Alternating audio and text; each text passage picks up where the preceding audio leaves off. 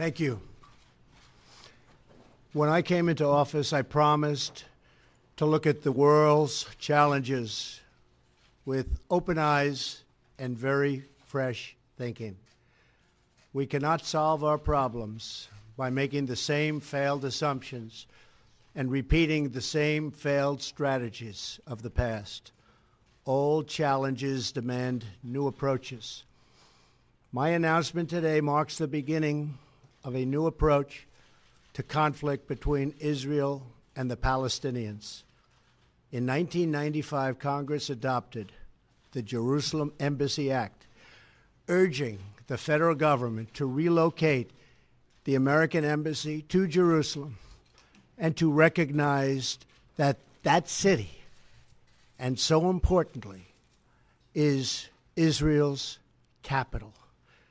This act passed Congress by an overwhelming bipartisan majority and was reaffirmed by a unanimous vote of the Senate only 6 months ago.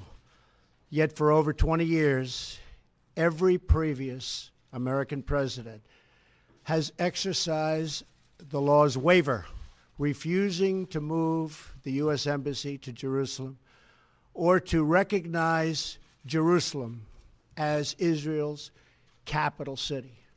Presidents issued these waivers under the belief that delaying the recognition of Jerusalem would advance the cause of peace.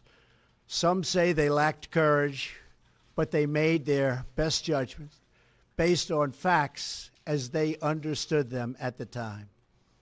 Nevertheless, the record is in. After more than 2 decades of waivers, we are no closer to a lasting peace agreement between Israel and the Palestinians. It would be folly to assume that repeating the exact same formula would now produce a different or better result. Therefore, I have determined that it is time to officially recognize Jerusalem as the capital of Israel. While previous presidents have made this a major campaign promise, they failed to deliver. Today, I am delivering. I've judged this course of action to be in the best interests of the United States of America and the pursuit of peace between Israel and the Palestinians. Bismillah ar-Rahman ar-Rahim. Alhamdulillah. والصلاة والسلام على رسول الله. أيها الأخوة والأخوات، دعت المملكة إلى الحل السياسي للخروج من أزمات المنطقة وحل قضاياها، وفي مقدمتها القضية الفلسطينية واستعادة الشعب الفلسطيني لحقوقه المشروعة، بما في ذلك حقه في إقامة دولة مستقلة وعاصمتها القدس الشريف. وفي هذه المناسبة أؤكد استنكار المملكة وأسف الشديد القرار الأمريكي بشأن القدس، لما يمثله من انحياز كبير لحقوق الشعب الفلسطيني التاريخية والثابتة في القدس، والتي كفلتها القرارات الدولية ذات الصلة وحظيت بدعم اعتراف وتأييد المجتمع الدولي.